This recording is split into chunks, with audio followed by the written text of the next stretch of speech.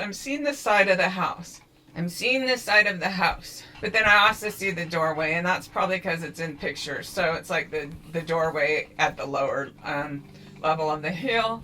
I'm seeing that doorway open. Two officers, Aaron Morris and Detective Dean, went over to the university. Somebody called and said they had information. They went over there and they talked to a man. His name's blacked out on here. But he says that between 9 a.m. and 10 a.m., he left to go for a dog walk. He looked up. He sees that their front door is wide open. He doesn't think it's that big of a deal because he says it's a party house and they were probably intoxicated. And he continues his walk. And then he walks for a whole hour and he comes back. But he was surprised when he saw it still open when he came back because he just figured they would lock it by then. And it was wide open an hour later. So that also corresponded with the people that they found on Fox News that saw it between, I think it was like 6 or 7 or 8 o'clock. These people were noticing the front door wide open. They said it was below freezing. So that's what caught their attention about it. So here we are. This information goes exactly with my readings. So I think he grabs the apple on the way out. Oh, he's going back out onto that patio. And then I see him going down the stairs. Okay, so he came in the patio. He came in the sliding door. Okay, this guy's really gross. Like, he actually uses his bloody knife to cut a piece of apple and put it in his mouth. And then I see his genitals again. So somehow it gives him a sexual turn on. So I'm seeing the side of the house. I'm seeing this side of the house. But then I also see the doorway, and that's probably because it's in pictures. So it's like the doorway at the lower level of the hill. I'm seeing that doorway open. And if you want to check them out, I have a playlist, Idaho Four playlist. I have readings. I have some really nice readings. I have a reading I did with some friends of Kaylee Gonsalves, and I have a reading I did with Xana Kernodle. It's really interesting on those.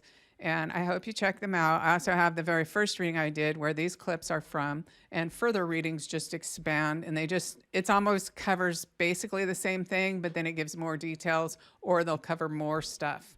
So stay with me. I hope that you're subscribed to my channel. Please share my videos. It's absolutely necessary. And if you press like and leave a comment, that will tell the algorithm people are interested in engaging, and they will show this to more people. So I really appreciate you, and I'll see you soon. Bye. I would like to clear up some of the rumors going around on the case of Bryan Kohberger. Here's why Dylan and Bethany's stories seem to conflict on how the killer exited the house. When I was doing the reading, which I uploaded on 11/22/22, I stated that I saw the killer go out the back door, walk around on the concrete outside the sliding door, and then turn around and walk back in the house and down the stairs and out the front door. That confirms both young ladies' stories. But what I forgot to tell you in my last video, which you can find in my Idaho 4 playlist, what I forgot to tell you was that I saw Bryan in the kitchen and he was like this. He had the knife all the way out, ready to use it, okay? So when he entered that house, when he opened that sliding door, he had the knife unsheathed and he went in. And everything he did. Now, after it was over and he was going to leave, he went out the back door. He walked in a circle looking for his knife sheath because that's where he unsheathed his knife. Then he turned around and came back in the house, and he went down the front stairs, and that's where Bethany Funk sees him take off his coveralls and put them in a bag. Now think about this. For those people that continue to insist that Bryan was parked in that upper parking lot, I'm sure he was parked up there at various times watching those girls and planning, and I believe he actually had entered the house prior to the kill. I believe that Bryan had himself on a time schedule, and when I kept hearing waiting for Maddie in that reading, waiting for Maddie, I believe he was waiting for Maddie to turn off her light. I don't believe she was the target. I believe the target one was all these girls he could not have. One, remember? I said that in the reading. But secondly, it was Kaylee who came through in my pool party reading, and with Xana Kernodle, which I put out days before Nancy Grace, about 9 days before Nancy Grace found that neighbor that talked about the pool party, I put out a reading about that pool party. If you look at my playlist and look at the dates, okay? I believe, I don't know if Bryan saw her there first or if he saw her downtown first, but I have him doing something offensive to her at the pool party, and I have him following her downtown. For me, that's a stalker.